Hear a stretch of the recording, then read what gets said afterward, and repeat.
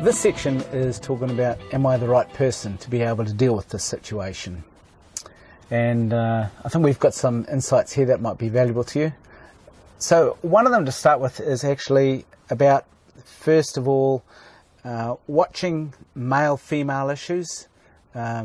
We often encourage guys not to get alone with girls, especially in this kind of intense situation. It could develop into romantic, and it's also if you've got dual roles, blurred roles, you know, you're already associated with this person too close, that's probably not very appropriate. So that's when it needs to refer on.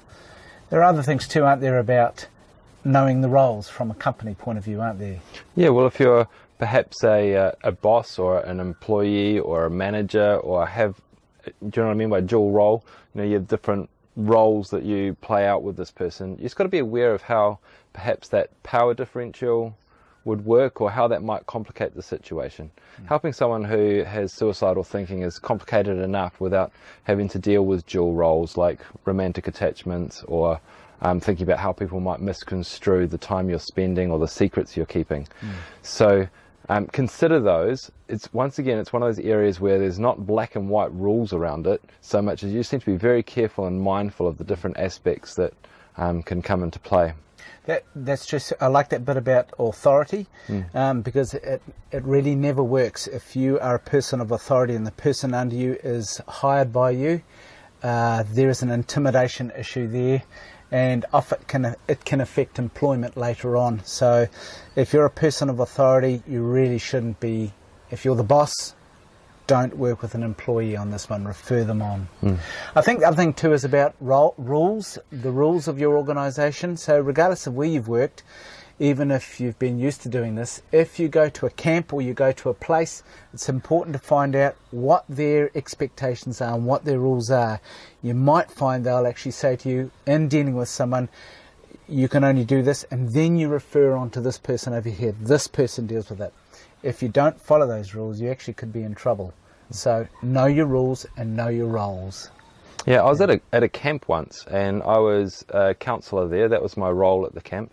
And I got a phone call saying, you know, there's a person who is really struggling with their suicidal thoughts right now, and it was quite a critical situation.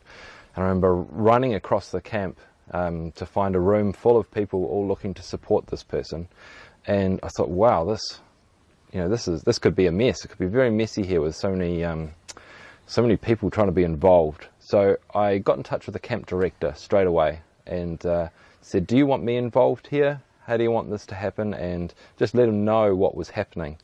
And he said afterwards to me, Joel, I really appreciate that you came and let me know about what was happening. And he said that it gave me a lot of reassurance to know that I'd been mindful of him and how many people were, you know, making that broth, chefs making broth, you know, that saying. That's right. Yeah.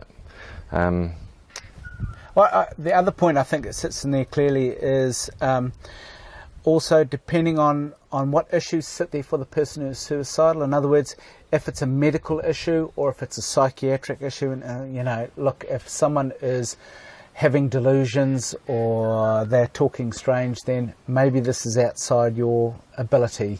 It's actually nothing wrong with asking, and we encourage you to check it out. Ask your supervisor. The other thing too is perhaps, are you the right person to deal with it, is about asking the family, do they want you to even be involved in working with this person? So don't presume just because they shared it with you, you will. There can be ways you can care and support without being too involved. In other words, don't be afraid of saying no.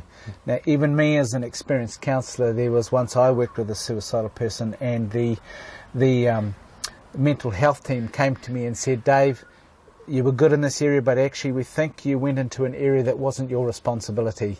That's ours. And it was good for me to know my boundaries. So I'd like you to think about what you should be involved in, what you can say no to, and actually what are the rules.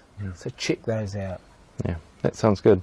And the idea of looking after your boundaries is, and knowing your expertise, as you shared in that example, is so that you don't take responsibility for things that are outside of your expertise. So that's going to be a way that you can look after yourself, and we'll talk about that a bit more.